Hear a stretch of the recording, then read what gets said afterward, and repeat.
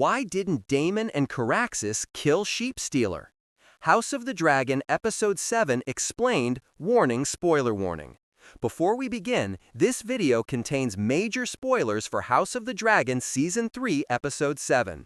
We'll be breaking down the shocking dragon battle involving Daemon, Caraxes, Syrax, Seasmoke, and Sheepstealer. Why Daemon ordered Caraxes to kill the wild dragon, and why Sheepstealer ultimately escaped alive. With that said, let's get started. Episode 7 gave us one of the biggest dragon battles we've ever seen in House of the Dragon. It started with a confrontation no one expected.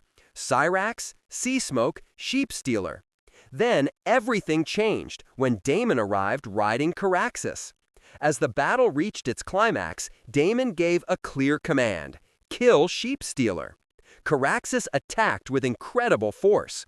The wild dragon was overwhelmed, thrown through the air, pinned to the ground. And for a brief moment, it looked like Sheepstealer's story had come to an end. But then, the impossible happened. Despite all of that, Sheepstealer survived. The dragon escaped, leaving fans asking one question: why didn't Daemon and Caraxes finish the job? Was it simply luck? Did Daemon secretly spare the dragon? Or is there a much deeper explanation? Let's break it all down. First, we need to understand why Daemon wanted Sheepstealer dead in the first place. By Episode 7, the wild dragon had become a serious problem. Unlike the dragons bonded to House Targaryen, Sheepstealer answered to no king, no queen, and, until recently, no rider.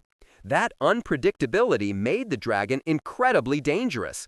During the confrontation, Sheepstealer wasn't simply defending itself. It was actively fighting Syrax and Seasmoke. Royal dragons were being injured. The situation was spiraling out of control. For Daemon, this wasn't the time to hesitate. His priority was simple: protect Rhaenyra, protect Rhaena, and eliminate the threat before more dragons were hurt. When Daemon finally arrived on Caraxes, the entire battle changed. Caraxes was larger, more experienced, and battle-tested. The bloodworm immediately dominated the fight. Sheepstealer was knocked from the sky, pinned down, completely outmatched. Daemon even orders Caraxes to finish the wild dragon. At that point, it seems inevitable. The fight is over. Or so it appears. So why doesn't Caraxes actually kill Sheepstealer? The first explanation is surprisingly simple. Daemon's priorities changed. Watch the sequence carefully. Once Rhaena is safely away from immediate danger, and Rhaenyra leaves the battlefield aboard Syrax, Daemon's mission changes.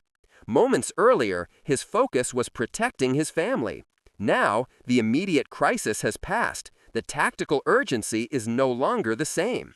That brief shift may have created the opportunity Sheepstealer needed to escape.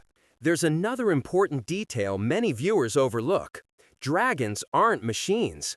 They don't behave like soldiers waiting for perfect instructions. Throughout House of the Dragon, we've repeatedly seen dragons acting according to instinct. Think back to Vhagar at Storm's End. Aemon never intended for Lucerys to die, but once the dragons reacted emotionally, everything spun out of control. We've also seen dragons refuse commands, roar unexpectedly, or react independently during moments of extreme stress. That tells us something important.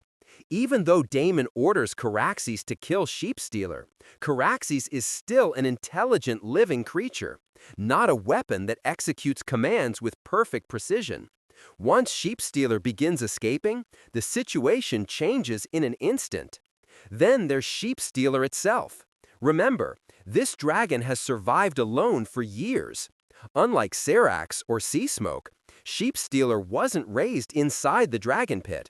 It has spent its entire life hunting, escaping danger, fighting only when absolutely necessary.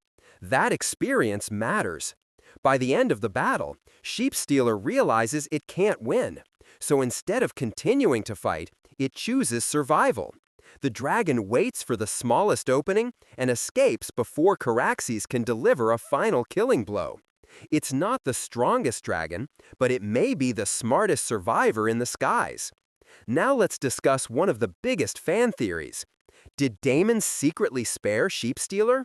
It's an interesting idea. There are certainly reasons some fans believe it. Damon understands dragons better than almost anyone alive. He respects their power. He knows wild dragons aren't naturally evil. And perhaps most importantly, Ramea has already formed a unique connection with Sheepstealer. Killing the dragon could also mean destroying something deeply important to her. Those details have led some viewers to believe Damon may have hesitated at the last moment. However, there's one major problem with that theory. The episode clearly shows Damon giving the order.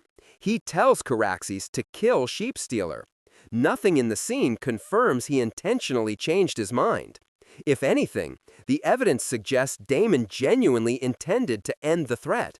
Sheepstealer simply escaped before the job was finished.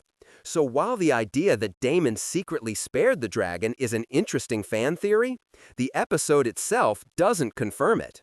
There's another fascinating reason Sheepstealer survives. Because the battle isn't really about defeating one dragon. It's about showing how unpredictable dragon warfare truly is.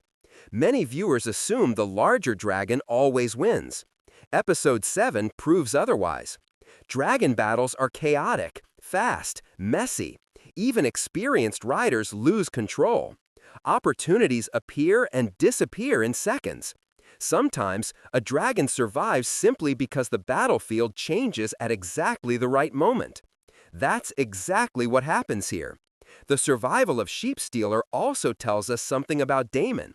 Despite his reputation as one of Westeros's greatest warriors, even he cannot control every outcome.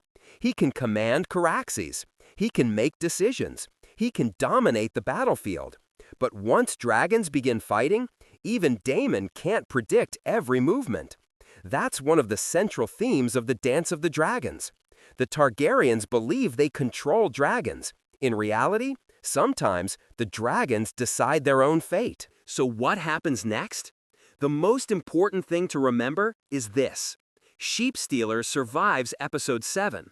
That means the wild dragon remains an important part of the story moving forward. It's also worth noting that the television series has already changed parts of the original Fire and Blood storyline by giving Rhaena a much larger role with Sheepstealer rather than following the book exactly. Because of those changes, viewers shouldn't automatically assume every future event will play out exactly as it does in the source material. That uncertainty makes Sheepstealer's future even more intriguing. Final thoughts. So, why didn't Daemon and Caraxes kill Sheepstealer? The answer probably isn't just one thing. Daemon's priorities shifted once Rhaenyra and Rhaenea were safe. Caraxes, like every dragon in the series, acted on instinct rather than perfect obedience. And Sheepstealer did what it has always done best: survive. Instead of fighting to the death, the wild dragon chose the smartest path: escape. Perhaps that's why Sheepstealer has lived so long in a world where so many dragons have fallen. It doesn't fight for glory. It doesn't fight for crowns. It doesn't fight for pride. It fights only when it must. And when survival becomes the only victory left, it never hesitates to take it. Maybe that's the real lesson of episode 7. The strongest dragon isn't always the one that wins the battle. Sometimes it's the one that's still alive when the battle is over. So what do you think? Did Daemon truly intend to kill Sheepstealer? Or do you think there was a hidden reason he allowed the wild dragon to escape? Let me know your theories in the comments below. And if you enjoyed this breakdown, don't forget to like, subscribe, and turn on notifications for more House of the Dragon Explained videos, dragon lore, hidden